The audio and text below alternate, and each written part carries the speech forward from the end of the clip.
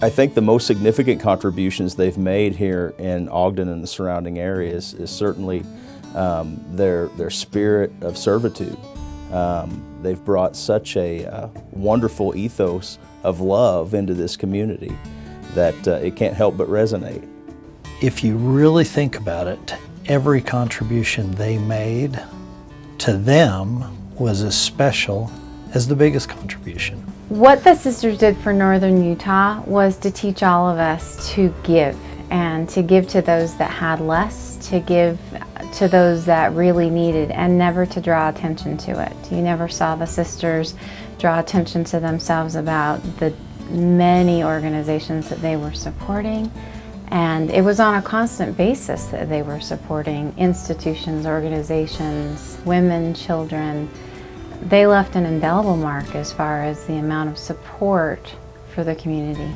It's been a whole lifetime of commitment that they made to our community, and I think that the work obviously that they have done here will stand forever. The ability to do things with joy and comfort and hope in their service activities, I believe, is the strongest contribution that they have made.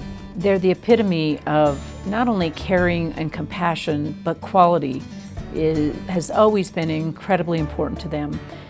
And their mantra, or the things that they believed in, they have lived. They have been an example of that to every one of us employees, every one of the public, every one of the patients, every one of the family members, physicians who've been involved with this hospital or this community have been touched by them. They were a constant reminder of what we were supposed to be doing here, which was to take care of patients. And it had nothing to do with the financial side of things. It was about caring for patients. The contributions that the Sisters of St. Benedict's have made to our community are far-reaching and really hard to put into words, but I think personally, when I think about their contributions, I think about just the environment of love and caring that they have always fostered and created. I think they gave life to our community. They gave us that spark that we needed. I look back at the history of these amazing individuals, and I see the quiet revolution, that they planted seeds for things that happened during their time and will continue to happen. The most valuable thing that they gave to the organization and to the community was a sense of humanity. And I look at them and resonate to their example of just goodness, unselfishness, willingness to help people without any expectation of reward. And that to me has been just a marvelous, marvelous gift. Sister Stephanie came in when my father was being cared for here at Ogden Regional Hospital, and there was some great sentimental touch that made my father feel comforted and very well taken care of and very well spiritually satisfied. And he believed that not only his stay here involved being taken care of medically, but also spiritually. And in January of 1996, my son Joe, who was 11 months old at the time, was hospitalized here at Ogden Regional with pneumonia. And my wife was terrified. Sister Stephanie and Sister Luke would come and visit her every day in the hospital, and they would pray with her. And even though my wife was terrified, she said after those visits, she knew that everything was going to be fine. Sister Mary put her arms around my mother and gave her a hug. And my mom wanted a picture of Sister Mary sitting next to her. And we took that picture, and when my mother passed away a year and a half ago, Sister Mary, and with her arm around my mother, was one of the photos of tribute that we had at my mother's funeral. One of the sisters was my patient, and to have one of those sisters who I totally respect feel confident enough to have me operate on them was extremely, it made me feel extremely good that they had that much confidence in me. And she has done well. Unfortunately, now she lives in Minnesota. I don't get to see her anymore. Sister Stephanie and I go way back to where it didn't matter where I saw her, where she was, who she was talking to, she would turn and give me a big hug. And that meant more than a hug from anybody else. She was just a very special lady. Sister Luke, one time I remember she was in the front lobby here at the volunteers desk, greeting people as they came through. And I, for one, I don't know why I did this, but there were a lot of people out there, and I thought, you know,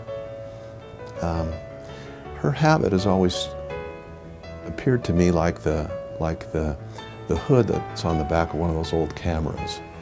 So I went up behind her and I pulled the hood up and I put my head under that and pretended like it was the camera. And she got all nervous about it, and she dithered around and got me to stop doing it, but I sort of formed a habit and kept doing it off and on from then on, and it was just a little something that we had together, and it made for a little bit of fun and levity among all the other things that we were doing. I was covering a meeting, and it was kind of in the dark in the timber mine, and I was having a slow handwriting day. I wasn't really keeping up with what people were saying, and so I went to Yvonne afterward and said, do you have the program or some notes or something that you'd printed up? And so she gave me Sister Danielle's notes. Well, later that day, Sister Danielle asked Yvonne for the notes back.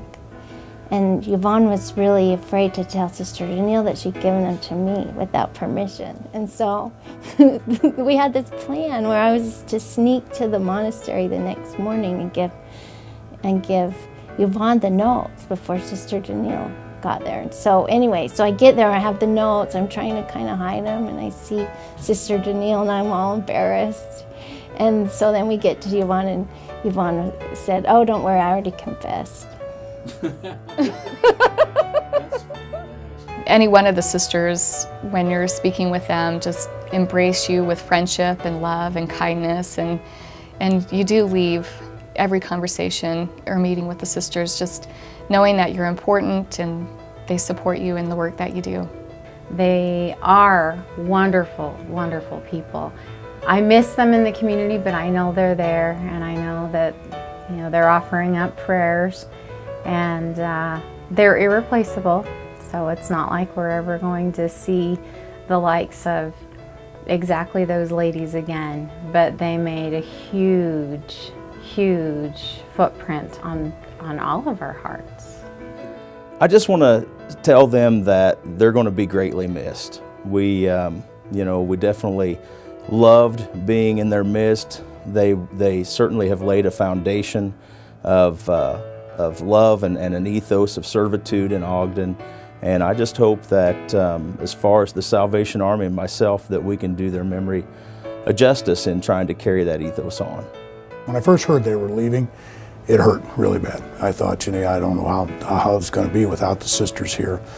And it was almost one of the things where you don't even want to think about that it's going to happen, even though you know it is.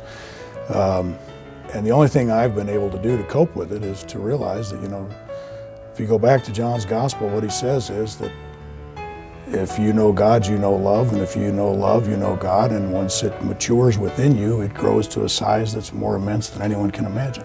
I think that's what they did here, and that's what I think about when they're not here. There are individuals in our community that make a big splash, and they're loud or boisterous or they're kind of in your face, but these amazing ladies were there quietly doing the right thing. I'm just so glad that my first job in healthcare was here at St. Benedict's Hospital, because it made such a difference for me in terms of my work, but more importantly, hopefully my character and my relationships with other people. And for that, I'm grateful. And for that, I say thanks to those sisters. Sisters of St. Benedict, we will miss you greatly. You have brought so much to our community, and I have just been in the tipping point of it, and I would dearly love for us to be able to continue your legacy and be able to enjoy the fruits of all of the seeds that you have planted over the years. We love you, and we thank you for all of your service and your commitment and the love you have brought to our community.